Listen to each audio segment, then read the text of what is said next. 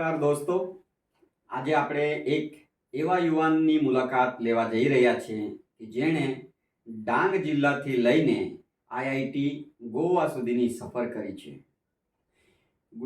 ડાંગ જિલ્લો છે એ ગુજરાતનો એક નાનકડો જિલ્લો છે અને એ પણ એકદમ અંતરિયાળ વિસ્તારમાં.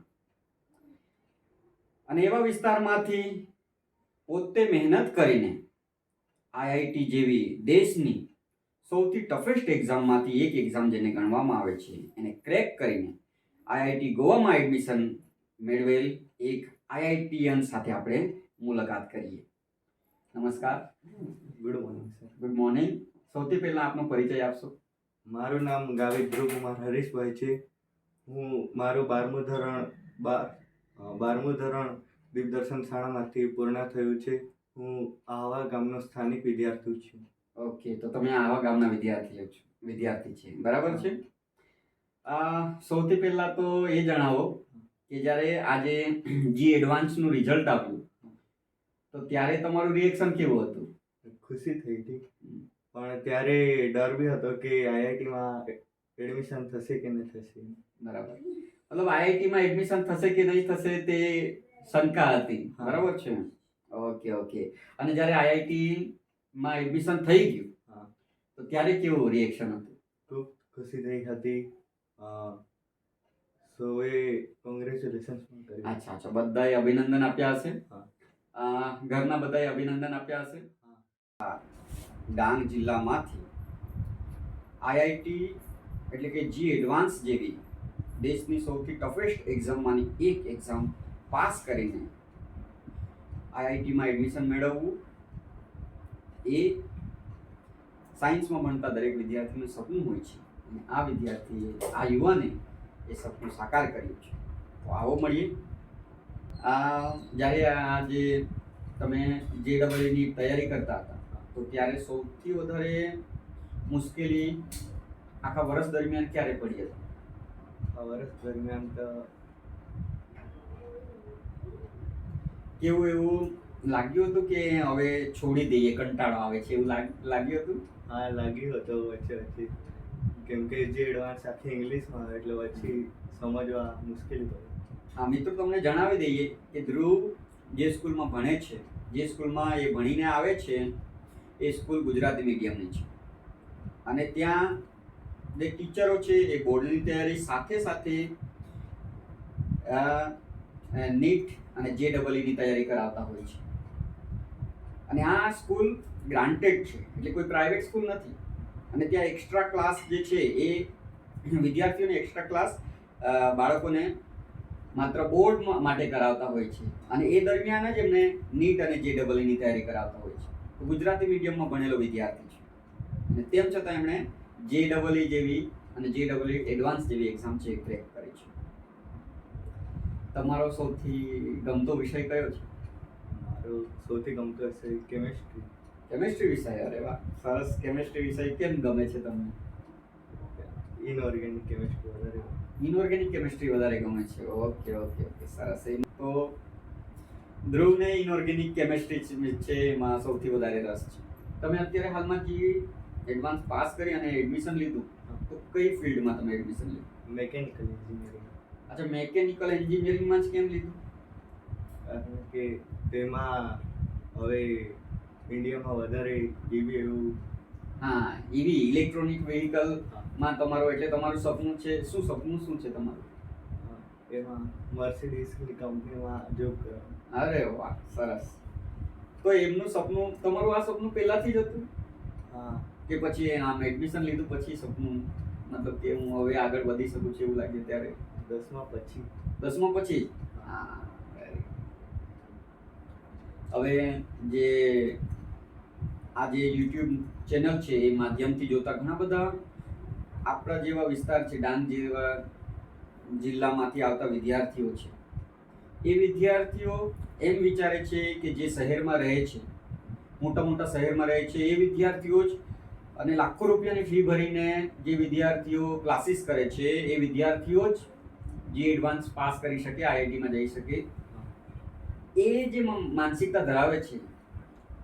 તો એવા વિદ્યાર્થીઓ માટે તમે શું સલાહ આપશો? તમારું માર્ગદર્શન શું રહેશે? એ લોકો ક્લાસીસ કરે અને ઓકે ઓકે ઓકે. તો તમે કોઈ ક્લાસીસ કર્યા હતા યુટ્યુબ ચેનલ યુટ્યુબ ચેનલ પર? હા. કયા ક્લાસીસ? જીવાલા જીવાલાના ક્લાસીસ કર્યા હતા. Okay okay. તો મતલબ ઓનલાઈન ક્લાસીસ યુટ્યુબ પર જે ફ્રી ક્લાસીસ હતા હા. એ તમે કર્યા હતા. એના સિવાય એ સિવાય ઓકે મતલબ જે બુક્સ વાંચી હતી અને જે શિક્ષકો કરાવતા હતા એના પર પૂરે ફોકસ કર્યો હતો. બરાબર છે.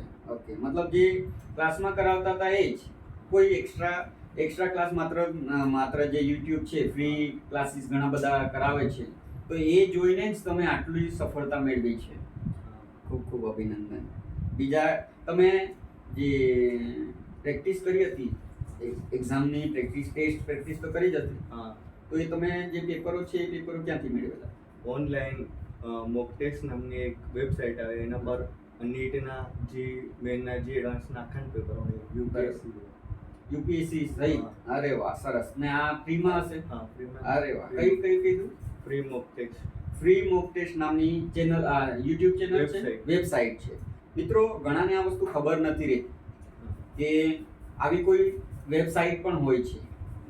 ધ્રુવ છે એણે ટેકનોલોજીનો બરાબર ઉપયોગ કર્યો અને એનો ઉપયોગ કરીને એક રીતે જોવા જઈએ તો કોઈ પણ ખર્ચો વગર પોતાની જાત મહેનતે પણ જે એડવાન્સ જેવી ટફેસ્ટ એક્ઝામ ક્રેક કરી શકાય છે અને એનું જીવતું જાગતું ઉદાહરણ છે. તમારો ટાઈમ ટેબલ શું હતું? કેવી રીતે વાંચતા હતા? રાતના હા, અને સવારે વહેલા ઉઠીને 6 થી 8. 6 થી 8. ઓકે. સવારે પછી રાતના કેટલા વાગ્યા સુધી? રાતના 11 12. ઓકે. પણ રોજ વાંચવાનું હશે? મતલબ કન્ટિન્યુઅસલી છે, પ્રતિબદ્ધતા જરૂરી છે. બરાબર છે ને? હા. ગેપ પાડીને વાંચો એના કરતાં ગેપ પાડીને પછી 18 કલાક વાંચવા કરતાં રોજ વાંચવું. બરાબર છે? Okay okay okay.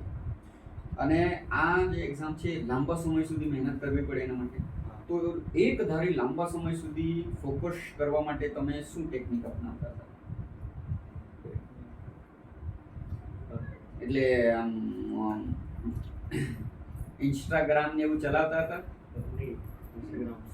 એના પર અકાઉન્ટ છે? હવે ખોલેલું છે. રિઝલ્ટ પછી ખોલેલું છે. ઓકે. પછી ફેસબુક ને એવું નહીં મળે હજુ સુધી? ધ્રુવનું એકાઉન્ટ છે ફેસબુક પર નથી, ઇન્સ્ટાગ્રામ પર પણ અત્યારે ખોલ્યું છે. બરાબર છે. Okay okay. મતલબ સોશિયલ મીડિયાથી દૂર. બરાબર છે. ઘણા વિદ્યાર્થીઓ એમ ગ્રુપ બનાવે છે કે ભાઈ ચાલો આપણે ઓનલાઈન વાંચીએ કે ઓનલાઈન મટીરિયલ મેળવવાના નામ પર ઇન્સ્ટાગ્રામ પર ને એવા ગ્રુપ બનાવે છે પણ ભટકી જ જાય છે મન. હા ઓકે.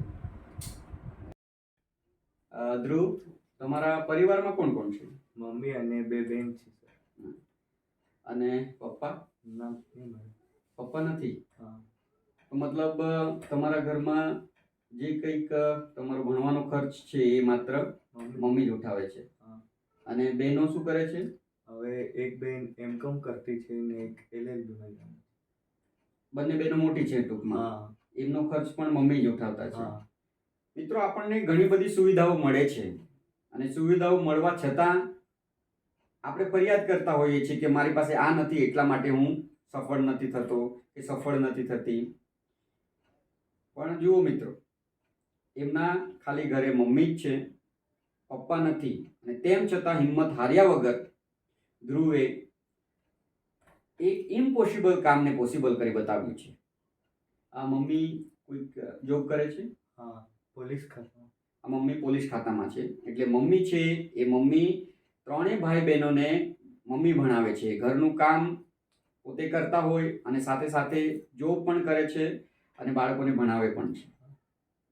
અચ્છા, તો જ્યારે આ બધા સામાજિક પ્રસંગોને એવા આવે તો તે દરમિયાન તમે બહાર જતા હતા?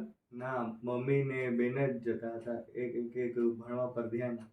સરસ. મતલબ ઘરનું વાતાવરણ ઠીકઠાક મળી રહેલું. હા, એ ખૂબ સારું. ઘરનું વાતાવરણ બહુ જરૂરી છે. મતલબ તને પ્રોત્સાહન સારું મળ્યું. ઓકે, આ જરૂરી છે મિત્રો. તો ઘરનું વાતાવરણ થોડું સારું હોય અને પ્રોત્સાહન આપે, પૈસા હોય કે નહીં હોય, ઘરમાં આર્થિક પરિસ્થિતિ તકલીફવાળી હોય તો પણ જો ઘરના પ્રોત્સાહન આપે તો જરૂરથી વિદ્યાર્થીઓ સફળ થઈ શકે છે.